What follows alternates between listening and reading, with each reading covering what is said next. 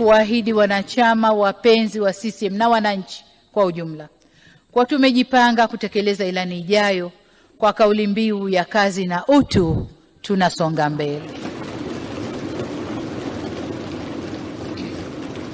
Mheshimiwa Spika, navishukuru pia vyama vyote vya siasa kwa ushirikiano wao kwa serikali katika kipindi hiki cha miaka minne.